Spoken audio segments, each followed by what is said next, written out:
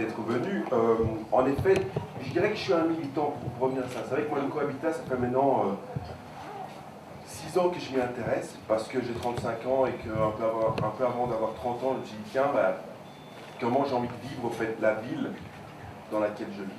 Surtout la rue, même le bâtiment. Donc, tout d'un coup, je me suis dit, ben, pendant que je faisais le travail sur le lobbying ici à Bruxelles, c'était assez intéressant. C'est-à-dire que là, je traitais de politique européenne avec des lobbies et on va dire, un processus décisionnel assez complexe, en tout cas pour un citoyen. Qu'est-ce que je peux faire là? Et très tôt, je me suis dit, ben, finalement, qu'est-ce que je peux faire? Pas grand-chose. Alors que par contre, si je reviens à mon habitation, là je me dis, ben, tiens, là j'ai l'impression que comme citoyen, là je sens qu'il y a un levier. Là je sens que de belles idées peuvent plus facilement se transformer en actes concrets avec nos petits moyens dans un laps de temps relativement court, 4, 5, 6 ans. Et c'est pour ça que tout d'un coup le cohabitat vient en fait devant mon parcours et je me dis, mais ça c'est vraiment ce que j'ai envie de tenter. Mais non, ça que je voulais dire, c'est que je suis peut-être un militant pratique et théorique, et pourtant pour moi le cohabitat, c'est surtout pas la solution que j'ai envie pour tout le monde. Il y a des gens qui à Bruxelles et dans toutes les villes, ils s'en contrefoutent de vivre dans un cohabitat, et je dis, tant mieux, il faut savoir dans quoi est-ce que nous on a envie de vivre. Par contre, ce que j'aimerais bien, c'est que d'ici quelques années, ce ne soit pas quelques projets qui soient au fait comme ça, avec 2-3 Obélix, Astérix, je sais pas comment on dit, mais des pionniers qui mettent un temps dingue pour en créer, mais que ce soit demain une vraie option sur le marché immobilier où les gens veulent vivre, veulent acheter ou louer un endroit. Ils ont le choix entre un appartement comme on a aujourd'hui et un cohabitat. Et ça, c'est vraiment, là pour moi, c'est le grand combat, beaucoup plus que de vouloir dire tout le monde va vivre dans un cohabitat. C'est pas du tout le point de vue. Et donc, quand je reviens d'Italie, parce que le livre est d'abord sorti en Italie, livre avec un DVD, hein, je précise, c'est important d'avoir le côté aussi d'image. On a été voir une quinzaine de projets au Danemark, en Suède et en Hollande. Et finalement, on revient, donc moi je retourne après 6 ans en Italie, à Bruxelles en 2009. Et là, je commence à parler à des personnes, et très simplement, on était 4, et on fait une soirée. Un peu comme aujourd'hui, on dit, bah, on parle cohabitat. Et on a eu plus ou moins 50 personnes qui sont venues. On a fait comme ça plusieurs soirées. Aujourd'hui, on est 30 adultes et 10 enfants. On vient d'acheter, il y a 1 an, un terrain derrière Tour et Taxi. Ça a été assez compliqué. Donc là, clairement, c'est le plus difficile de pouvoir acheter un terrain sans avoir des financements, sans passer par les banques, je dirais.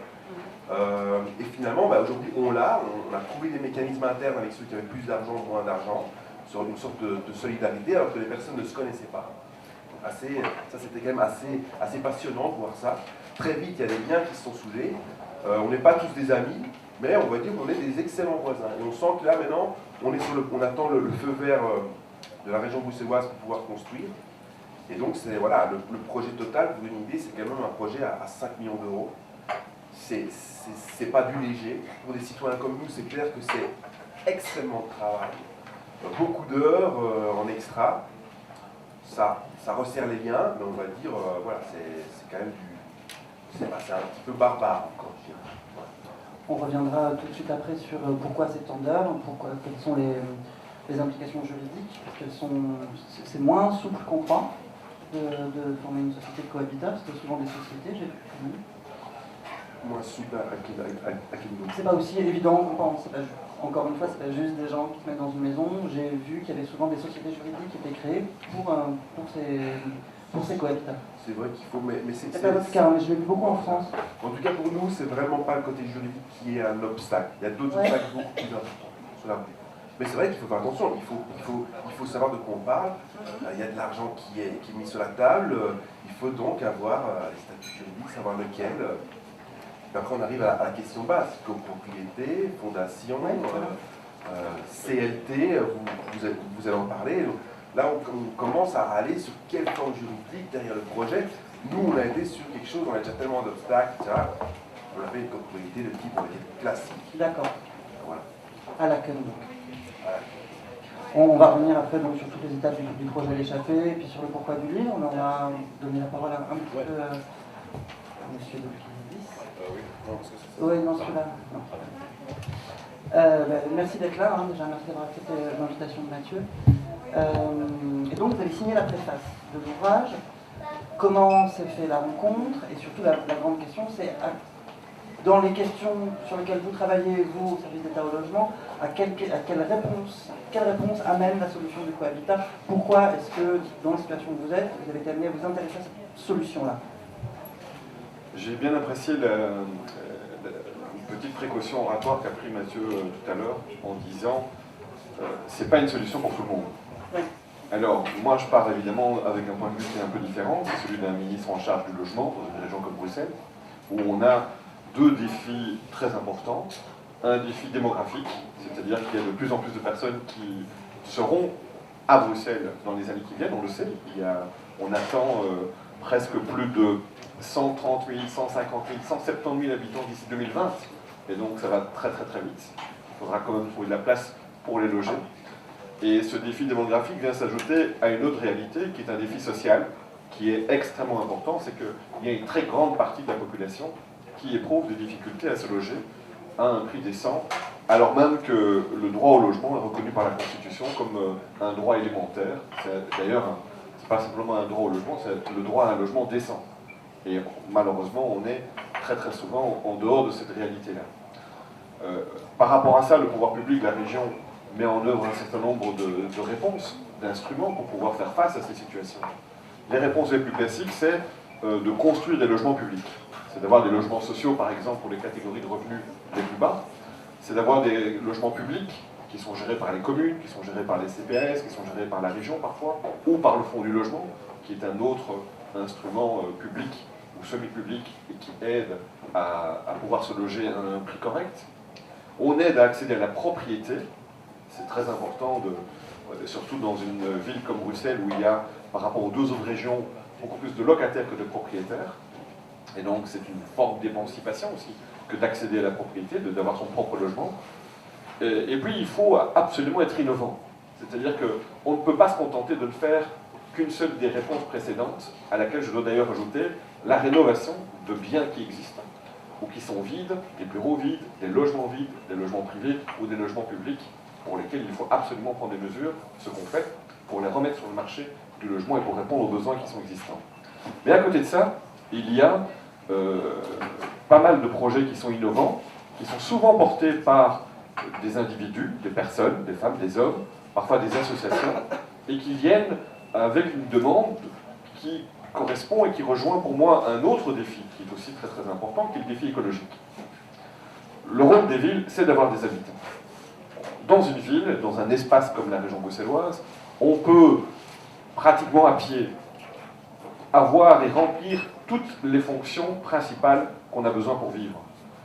La scolarité, les courses, la culture, un endroit comme ici, le travail, le logement, c'est vraiment, il est essentiel de pouvoir faire en sorte qu'on puisse, dans une zone relativement limitée, remplir la plupart des fonctions qui sont indispensables pour vivre. Et en même temps, on sait que, par contre, habiter en ville coûte de plus en plus cher, parce que le foncier est plus rare, et que donc, il y a là une espèce de contradiction entre un objectif qu'on doit avoir, c'est-à-dire c'est de donner envie de pouvoir habiter dans des zones urbaines, et en même temps, un coût de logement qui est extrêmement élevé et qui dissuade les gens, une partie de la population, et qui les oblige à aller vivre ailleurs. Par rapport à ça, des projets d'habitat groupé, de cohabitat, d'habitat solidaire, d'habitat intergénérationnel, voient le jour, sont portés par des acteurs qui portent des projets, les construisent, et de notre côté, parce que c'est une réponse complémentaire qui a beaucoup de sens, on a décidé de pouvoir la soutenir. Alors, je ne sais pas si vous voulez que je vous dise maintenant les différentes réponses qu'on a pu apporter par rapport à ça. C'est que d'une part, ce qui manquait, d'abord dire l'habitat groupé ou l'habitat intergénérationnel, en fait, il a pratiquement toujours existé. On vivait pendant des siècles et des siècles dans des logiques de familles qui étaient intergénérationnelles. On avait les enfants, les petits-enfants, les grands-parents qui vivaient dans un même endroit. Aujourd'hui, finalement, on se rend compte qu'il y a une évolution et que c'est plus spécialement la même famille qui construit cette relation intergénérationnelle, mais c'est parfois dans des choix qui ne sont pas des choix de sang, mais qui sont des choix volontaires, où on décide de partager des espaces communs, un toit, d'avoir aussi des moments de solidarité qui peuvent exister. Mathieu, Et donc, dans son livre, parle de voisinage électif. Voilà, cette valeur de solidarité, ou en tout cas Mathieu l'a dit, hein, on ne doit pas être ami avec tout le monde, mais parfois, pour certains publics, pouvoir continuer à vivre avec une autonomie la plus forte possible, je pense à des personnes âgées ou à des personnes handicapées à mobilité réduite, passe par le fait de partager une partie de son espace avec d'autres publics. Et donc là, on voit bien qu'il y a des nouvelles formes de solidarité, ou en tout cas des nouveaux regroupements qui peuvent exister, qui ont du sens, et qui peuvent absolument et qui devraient être encouragés par les pouvoirs publics. Nous sommes en train, j'ai proposé au gouvernement qui l'a accepté, et le texte en discussion au Parlement, de modifier le Code du logement. Le Code du logement, c'est l'espèce de constitution de toutes les règles en matière de logement en région bruxelloise. Et on modifie notamment le Code du logement pour y introduire la notion de cohabitat, d'habitat solidaire, d'habitat intergénérationnel, pour lui donner un statut. Parce que c'est très important qu'il y ait une base légale à partir de laquelle il y a aussi un certain nombre de droits qui pourraient découler de cette base légale. Je pense par exemple, vous parliez tout à l'heure d'obstacles qui pouvaient exister. Il y a un obstacle qui existe pour favoriser par exemple l'habitat intergénérationnel ou l'habitat solidaire, ça concerne les personnes qui bénéficient d'une indemnité en tant que pensionné ou en tant qu'une indemnité de revenu, donc publique, avec un taux isolé, et dès lors qu'elle rentrerait dans un projet de cohabitat ou d'habitat groupé, elle pourrait être sanctionnée en passant dans un statut de cohabitant. Or, ce serait ridicule finalement de faire baisser l'indemnité de revenus d'un certain nombre de personnes parce qu'elles rentrent justement dans un projet qui est solidaire et qui apporte des solutions aussi par rapport à la crise de logement que connaît une région comme Bruxelles. Et donc, on veut rectifier aussi ce système-là et ce handicap-là en donnant un statut juridique à cette forme d'habitat dans le Code du logement et donc dans la législation bruxelloise. Il y a d'autres dispositions, on peut y revenir un peu plus tard si vous le souhaitez. Oui, juste pour éclaircir, dites-moi si j'ai bien compris, on parle quand même de deux cas différents. Dans le cas de l'échappée, on parle d'une initiative privée. Oui. Et là, ce dont vous parlez, vous, c'est du service d'État au logement qui mettrait à disposition le même genre d'initiative. C'est pas tout à fait opposé en fait.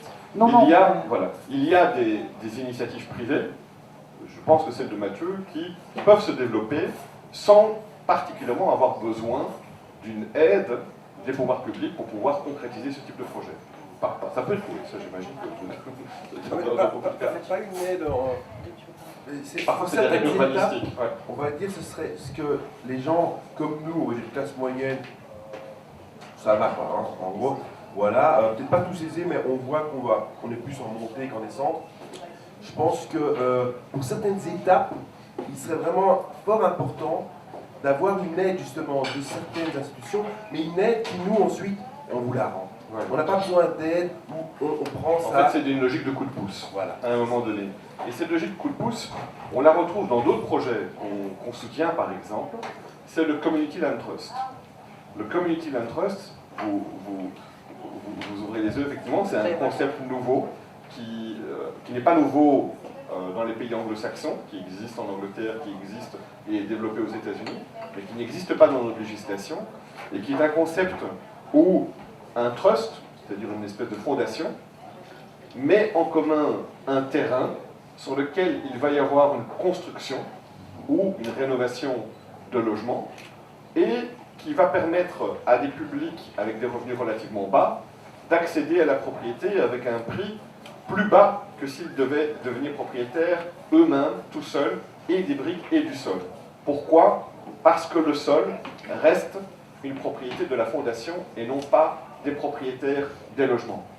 Et cette forme de ce Community Land Trust a aussi ceci d'intéressant, c'est que effectivement c'est un coup de pouce qui est donné à un moment donné à une partie de la population pour accéder à la propriété en diminuant le coût du logement. Et le Community Land Trust intègre aussi une solidarité dans le temps, puisque si la personne qui a bénéficié de cette aide, de ce coup de pouce, à un moment donné décide de déménager, ce qui est totalement légitime évidemment, puisque On a droit à la mobilité, on a droit à bouger, et c'est le cas pour beaucoup de personnes.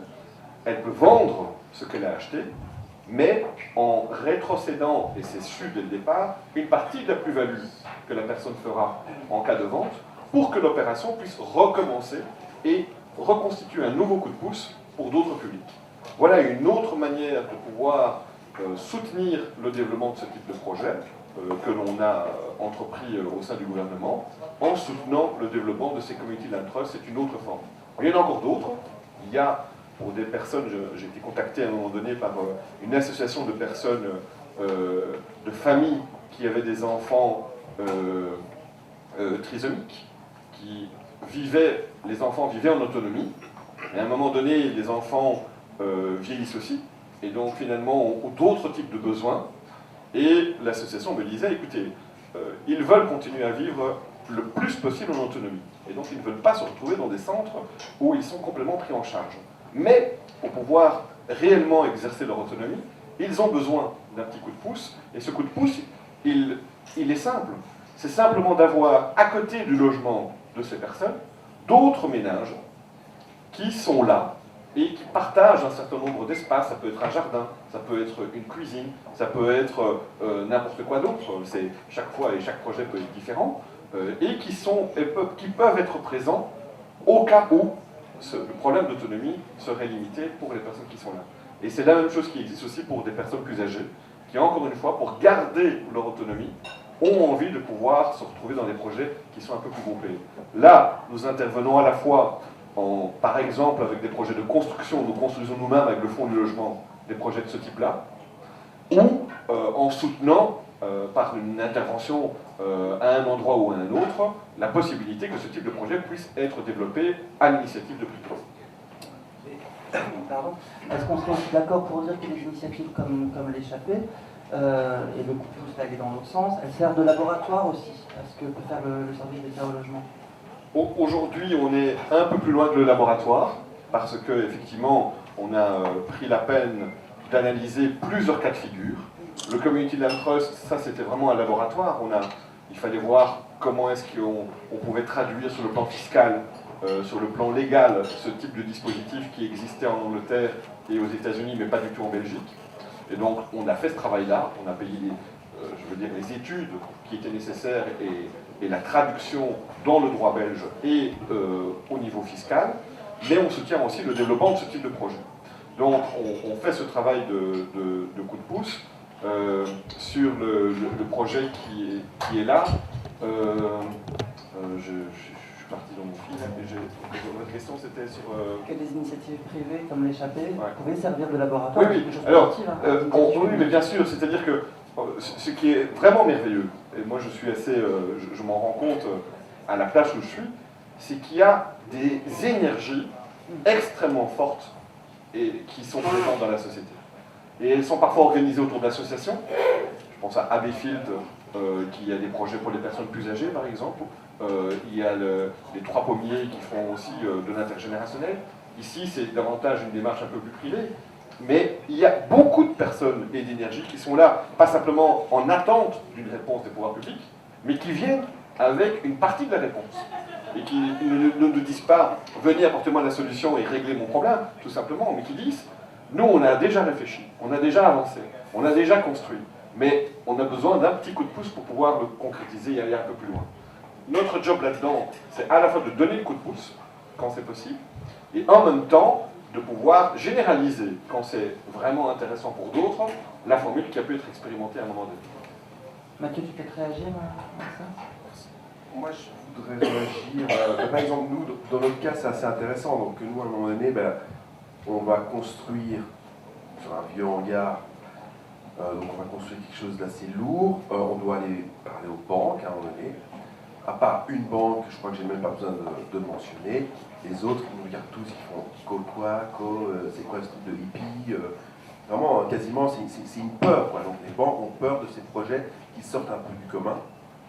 De l'autre côté, il y a quand même plus d'un tiers du groupe qui vont passer par le fonds du logement. Et là aussi, le fonds du logement, c'est pas une peur, c'est simplement, on ne sait pas de quoi vous nous parlez. Tout d'un coup, on a été les voir.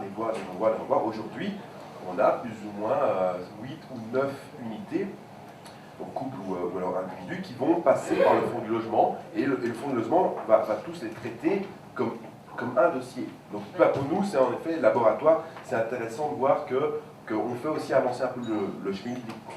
Le fonds du logement, là, il a 2 métiers. Il est subsidié par les pouvoirs publics, par la région. Son premier métier, c'est d'aider à accéder à la propriété pour des ménages qui sont avec des revenus relativement bas. Et on a instauré, sur ma proposition, un dispositif plus particulier pour les moins de 35 ans. En se disant, si vous avez moins de 35 ans, c'est important, surtout à Bruxelles, de les aider quand même un peu, s'ils veulent accéder et s'installer à Bruxelles ou rester à Bruxelles, de leur donner un petit coup de pouce. On y revient. Beaucoup sont obligés de quitter la région pour pouvoir trouver un logement qui correspond à leurs revenus. Aussi parce que les banques sont devenues de plus en plus frileuses à octroyer des crédits. Donc ça, c'est une des difficultés que l'on a et que vous avez dû rencontrer, j'imagine, c'est que les banques, parce qu'elles ont quand même mélangé un peu les métiers il y a quelques années et spéculé, finalement, maintenant, on paye 2 fois, puisqu'on se retrouve avec des banques qui, sur les crédits hypothécaires, sont de plus en plus restrictives dans l'octroi de crédit et permettent donc de plus en plus difficilement à des personnes qui n'ont pas l'aide ou de l'argent de côté ou l'aide de parents ou de la famille ou que sais-je encore, de pouvoir devenir propriétaire.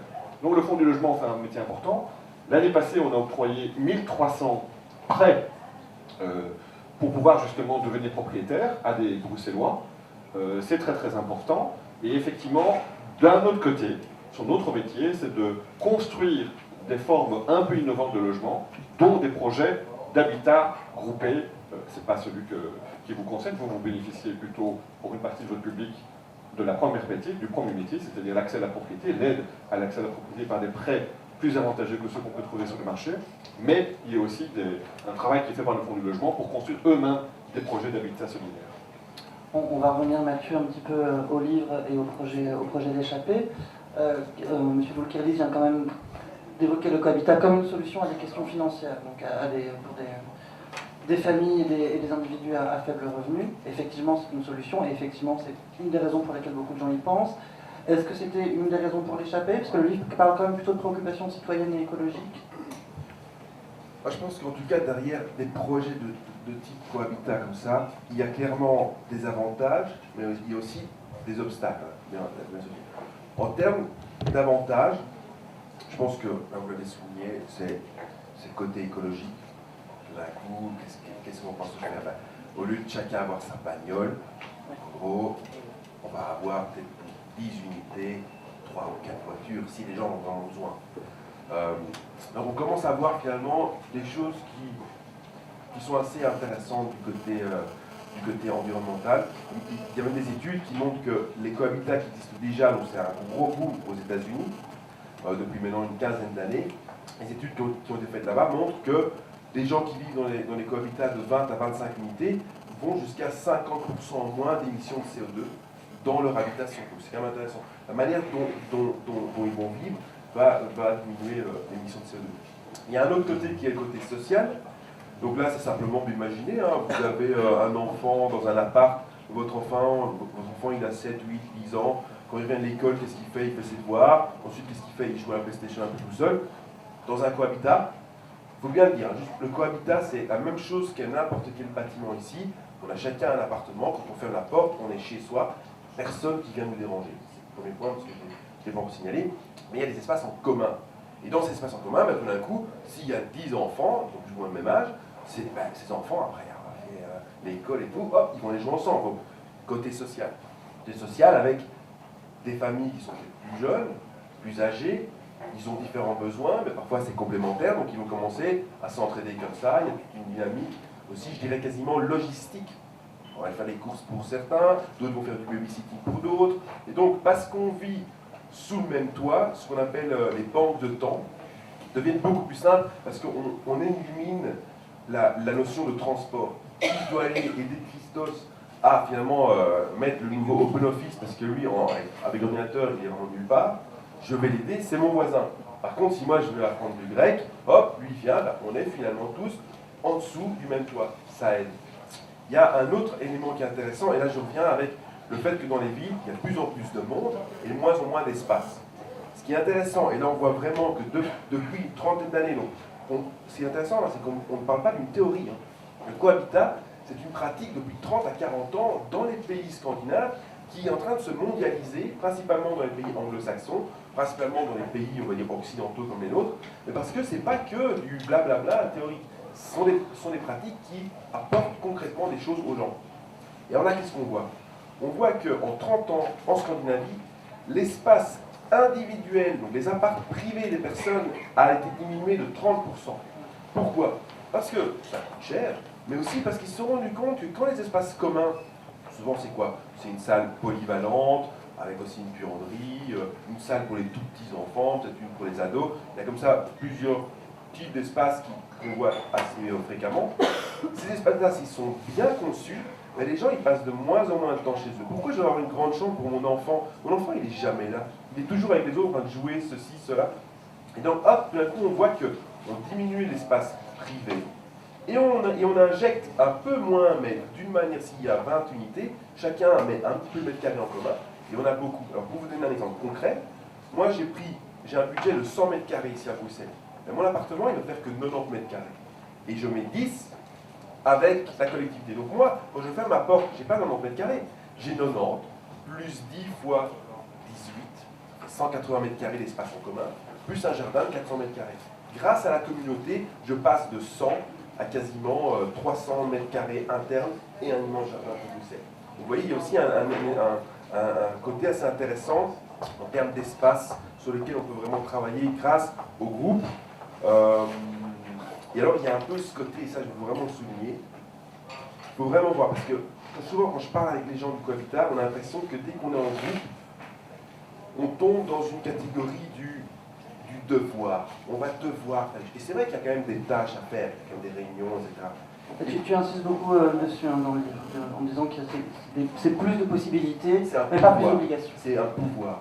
Il y a des devoirs, mais nous, on voit directement au groupe, etc., ça va limiter la liberté de cet individu. Et moi, je ne suis pas contre la liberté de l'individu, mais je pense qu'aujourd'hui, on est dans la société, et d'ailleurs, c'est pour ça que tous ces gens viennent pour voir dans la vie, parce qu'il y a trop d'individus aujourd'hui. Donc l'histoire, c'est comment on retrouve le bon équilibre entre groupe et individu, et dans ces espaces-là, on retrouve, c'est comme s'il y a un équilibre, on le discute, on le négocie, c'est pas toujours facile, les gens veulent ceci, d'autres veulent cela, on doit discuter, mais tout d'un coup, on trouve l'équilibre et on y gagne. C'est du Wikipédia, c'est du Linux, c'est du ensemble, on sera plus fort. Mais reconnaissez que ça fait quand même un discours enthousiasmant par rapport à plein d'images et plein de discours très égoïstes. On se rend compte que la société elle est beaucoup plus complexe que ça, et beaucoup plus complexe et beaucoup plus riche que ce qu'on nous montre généralement d'ailleurs, généralement dans les médias ou de ce qu'on entend. C'est ça que j'aime bien aussi dans ce type de démarche. Ce que je trouve aussi intéressant, c'est qu'il y a des publics très différents qui sont intéressés par la démarche.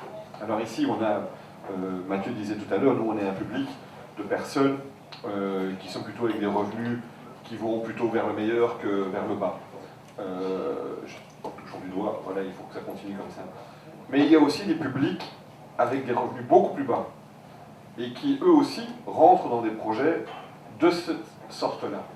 Il y a des groupes qui sont en train de constituer une épargne collective pour justement pouvoir accéder à un moment donné à la propriété par un habitat qui est soit un community land trust, soit de l'habitat groupé. Et donc c'est vraiment intéressant de voir que dans des catégories d'âge différentes, dans des catégories sociales différentes, il y a une espèce de besoin et une réflexion qui conduit à des solutions qui vont exactement dans ce sens-là. Mathieu parle dans le livre de la notion de voisinage électif. Effectivement, ces groupes on va se former n'importe comment. On va quand même avoir des groupes avec des classes sociales plus ou moins proches, des centres d'intérêt plus ou moins proches. Est-ce que tout ça, et dans le cas des initiatives publiques dont vous parlez, des revenus proches, est-ce qu'on ne va pas se retrouver avec ça, avec un frein à la mixité urbaine qui est déjà un souci en Belgique? Je peux juste dire, dans notre groupe, on s'est évidemment posé ce genre de questions. D'un coup, on a l'impression que c'est un groupe qui, de l'extérieur, bah ouais, c'est plus ou moins les mêmes, les gars. C'est plus ou moins des bobos qui veulent vivre différemment, vous faites votre truc, ça ne sert qu'à vous. Dans un sens, je dirais même, c'est vrai. Non, mais de toute façon, nous on l'entend, il ne faut pas le dire, nous on l'entend assez fréquemment, c'est une critique facile.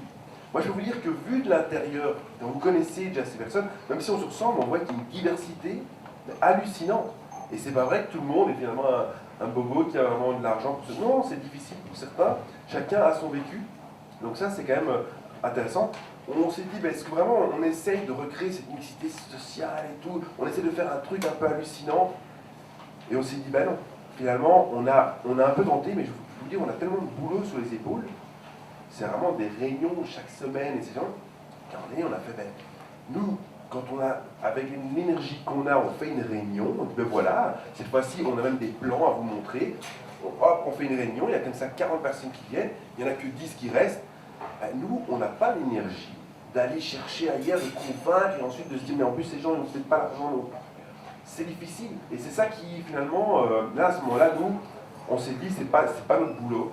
Nous on essaie déjà de créer un projet et c'est déjà assez compliqué comme ça. Et après là je passe le micro pour voir ce que Encore une fois, on l'a dit, le projet de Cohabitat, c'est pas de faire en sorte que tous les Bruxellois rentrent dans ce type de projet. Ça c'est une première réponse. La deuxième, c'est que il y a des projets très différents. Alors, c'est vrai dans ce que vous dites, des projets qui viennent à l'initiative dans le style de celui qu'a parlé Mathieu, est un projet où, inévitablement, qu'on le veuille ou non, il y a une espèce de cooptation avec des personnes d'un milieu plus ou moins proche. C'est pas négatif en soi, hein, mais ça sera évidemment quelque chose de cet ordre-là. Par contre, les projets intergénérationnels, c'est justement quelque chose qui va à l'inverse. C'est mettre ensemble des personnes qui, quand on regarde la deuxième couronne de la région bruxelloise, pas le centre, on a surtout des habitations qui sont en train d'étouffer, c'est-à-dire qui sont trop petites par rapport à la taille des ménages. Par contre, en deuxième couronne, on a pas mal d'habitations qui sont beaucoup plus grandes par rapport à la taille des ménages. On a pas mal de personnes seules, plutôt d'un âge, qui sont jeunes depuis très longtemps, disons, et qui ont un espace très grand. Là, on pourrait très facilement, si on avait la possibilité, prévoir justement d'aider ces personnes à vivre en autonomie le plus longtemps possible, en étant accompagner d'autres publics qui ont des difficultés à se loger. Je pense à des étudiants. Bruxelles est le premier pôle étudiant du pays. C'est une ville où on a des universités francophones, néerlandophones, des hautes écoles, étrangères, etc., etc. On a près de 80 000 étudiants. Et le fait de se loger n'est pas vraiment évident pour tous les étudiants qui sont là. C'est une richesse d'avoir ces étudiants. Il faut les aider à pouvoir trouver une place et à pouvoir justement réussir leurs études de la meilleure façon possible. Et le fait d'avoir accès à un logement à un prix correct est une réponse pour pouvoir au moins ne pas avoir cet handicap-là quand ils abordent leurs études. Donc là, on pourrait avoir des publics qui sont mixtes, qui ne sont pas de la même catégorie. Quand je parlais de l'habitat solidaire avec des personnes handicapées et d'autres publics, là aussi, ce sont d'autres publics qui vont se retrouver ensemble. Donc, je pense qu'il ne faut pas faire de règles, et il n'y en aura pas. Il y aura des projets homogènes, il y aura des projets qui seront différents, et en tout cas, ce sera des projets qui, même s'ils se développent de manière assez forte, resteront une partie seulement de la manière d'habiter, puisqu'on va continuer pour beaucoup à habiter en couple ou en famille ou seul dans d'autres situations. Alors, je reformule un tout petit peu ma question. Encore une fois, Mathieu, je t'ai prévenu, je me fais un peu l'avocat du diable pour qu'on puisse ouvrir le débat. La même question, mais un peu reformulée, en fait, serait est-ce que le fait d'avoir des enclaves autosuffisantes, comme ça, n'est pas un frein à l'interaction qui est l'essence même de la ville? Moi, je trouve que si on regarde aujourd'hui la manière dont la ville est créée, avec, on va dire, 99% de cubes dans lesquels ils vivent, et les gens ne connaissent pas leurs voisins, on se dit bonjour, on ne se connaît pas. Ça, pour moi, c'est le drame de nos sociétés. Ce qu'on appelle un gaspillage social. Gaspillage écologique, gaspillage économique, là c'est du gaspillage social. On est tous entassés les uns sur les autres, on ne se connaît pas. Alors, moi, ce que je veux dire, c'est que le cohabitat, c'est une forme, c'est une des solutions, mais on pourrait réussir à développer des synergies, de l'énergie entre ces individus, sans non plus passer par un truc trop lourd comme le cohabitat, sans même devoir vivre sur le même toit, mais on peut juste prendre une rue, une rue, et déjà voir qui sont les personnes, comment on peut, et on pourrait dégager là des trucs de malade. Vraiment, de retrouver que les rues refleuriraient, et ce serait utile. Moi, je pense qu'aujourd'hui, on ne peut plus faire que du blabla. Si ça marche, il faut que tout le monde, une grande partie dans la rue, ait un bénéfice direct de prendre part à cette ou cette opération. Finalement, c'est dans la rue qu'on va se partager une bagnole.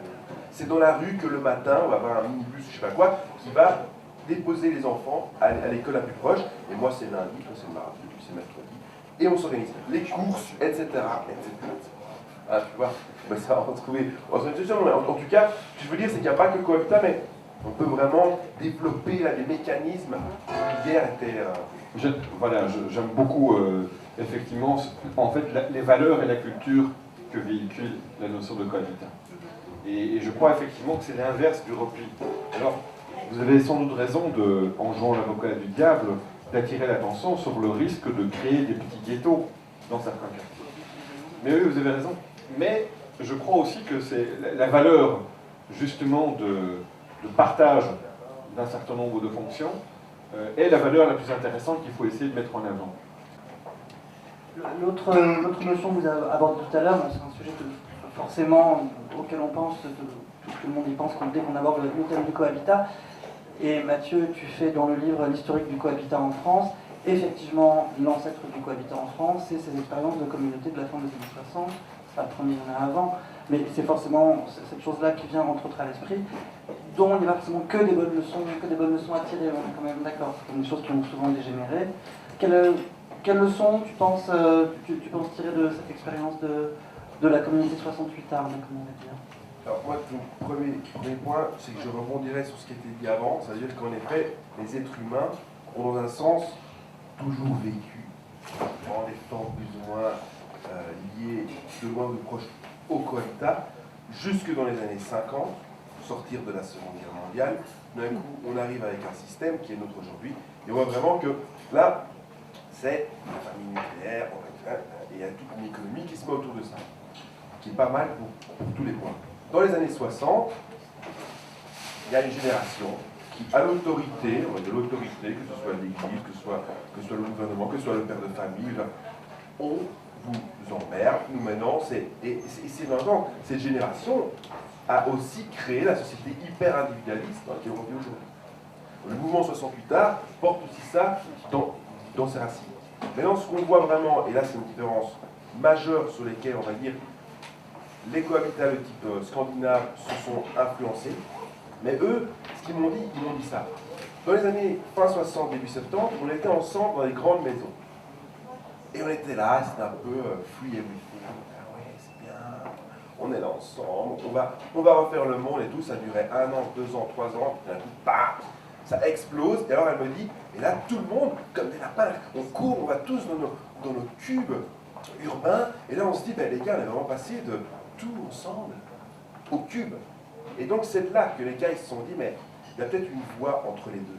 Et c'est ça que je disais, c'est cet équilibre entre le groupe et l'individu. Et c'est pour moi, l'alchimie à trouver, elle est clairement là. Je ne sais pas si ça répond à ça la répond question, parfaitement. mais en tout cas, pour moi, les années 70, c'était un peu trop d'idéalisme, un peu trop de on ne va rien faire, on va justement quitter cette notion d'autorité, de règles, etc. Nous, ça va être free, ça va être libre, ça va être bon. Et ça va être bon pour un petit temps. Oui, ça répond parfaitement à ma question, mais de toute façon, on est d'accord qu'avec le cohabitat, on est dans le cas d'une notion qui est en train de se développer, on est vraiment dans le cas d'un work in progress, d'autant plus que ça doit s'adapter à chaque culture. On a dit plusieurs fois que c'était assez réussi jusque-là dans les pays du nord de l'Europe, mais parce que ça existe depuis plus longtemps que chez nous, et qu'à chaque pays qui l'adopte doit l'adapter à sa culture, à son mode de fonctionnement. Si nous, eux, ils créent un cohabitat, il sera différent que notre cohabitat. Il n'y a pas de doute. Les besoins seront différents, les envies seront différentes. Et c'est ça, c'est pas du top-down, comme disons, c'est du bottom-up. C'est le groupe lui-même qui va, et s'ils veulent leur piscine et qu'ils ont les thunes, ils ont leur piscine. Il y en a d'autres qui s'en foutent. Merci d'avoir organisé ça. Ouais, ça va.